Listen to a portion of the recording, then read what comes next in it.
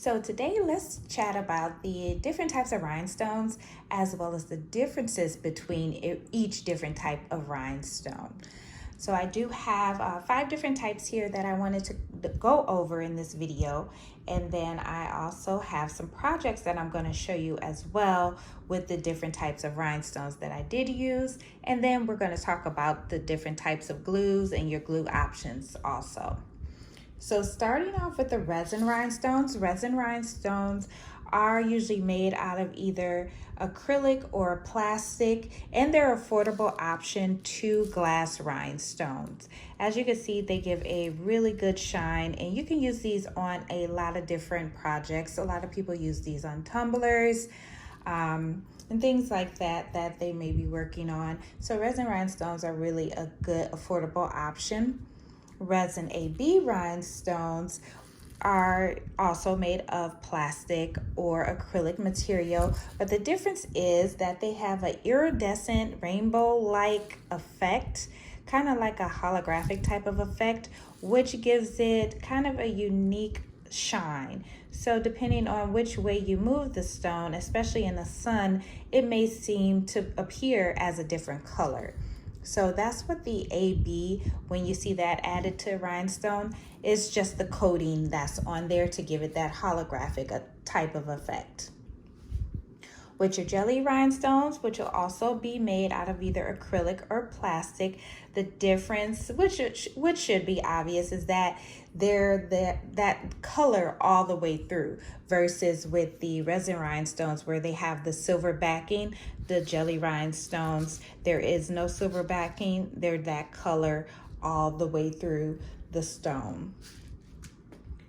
Now with glass rhinestones, these are a more affordable option to crystal rhinestones, and they also give off a higher quality of shine as well. And this is a AB color. These the glass rhinestones do come in AB and solid colors as well.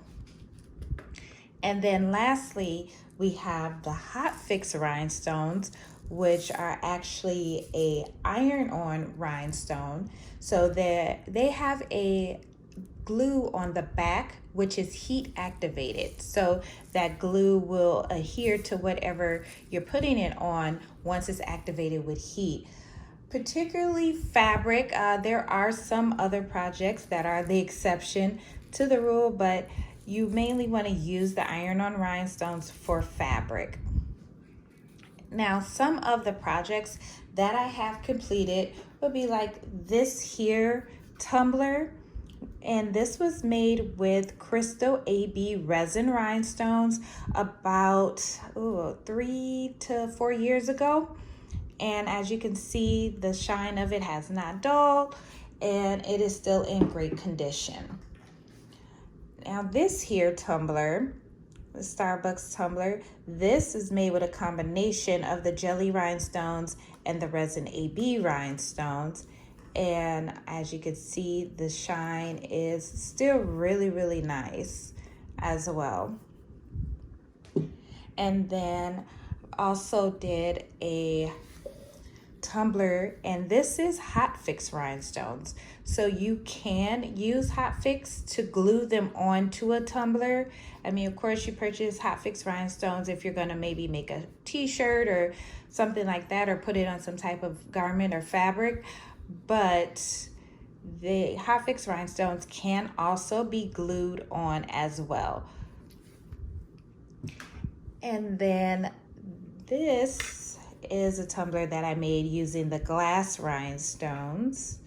And as you can see, the shine is really, really pretty, especially in the sun. And then this is a tumbler using Hotfix rhinestones that I created that is actually a wrap. So as you can see, the seam from the wrap is right here. So these are rhinestones that were pressed on top of a HTV adhesive material, and then HTV glitter. I have to think about that. HTV adhesive and then HTV glitter, and then the rhinestone, you create a template and then you would press that onto this material. So that is the Hotfix rhinestones used on a material other than fabric. Now, as far as your glue options, there's going to be a lot of options out there. There's E6000, there's Aleene's, there's Liquid Fusion. The ones that I use the most would be the Slow Cure, the 30-minute epoxy. They also have a 15-minute Slow Cure epoxy, and this is a part A and part B, kind of like your regular epoxy would be, but this is not toxic, or as toxic, should I say, as epoxy. Another option would be your Aleene's, your clear tacky glue. There's a few different types of Aleene's glue that is available out there. This is also a good glue. My favorite, and the one that I always use, would be this here, Liquid Fusion. I use this on my tumblers. I've used this on quite a few different projects. There's also E6000 Plus, which I do not have, but E6000 Plus would be best on shoes or Crocs or something like that. I would say get the E6000 Plus because the odor is less and it's less toxic than the original E6000, but mainly the odor isn't bad. So I would suggest the E6000 Plus. This one, all of these would be good for tumblers. It really depends on the type of project that you're going to be working on. That's how I would base the type of glue that I'm going to be using on that project.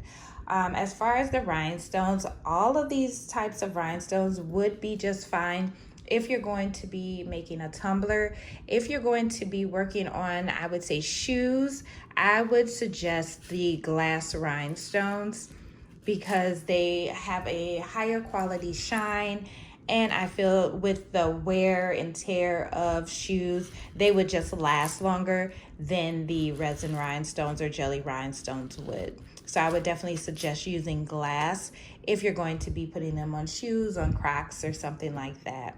And then Hotfix, again, on fabric. The exception that I found is with the tumbler wraps. So being able to press them onto HTV glitter to make your own tumbler wraps. So I hope this helps kind of give a breakdown of each of the different types of rhinestones, the resin, Resin AB, jelly, glass, and Hotfix, and the differences between the two and the different stones that would go better with the different projects. So if you have any questions, leave them below in the comments. I'll definitely be happy to answer, and I will see you all in the next video.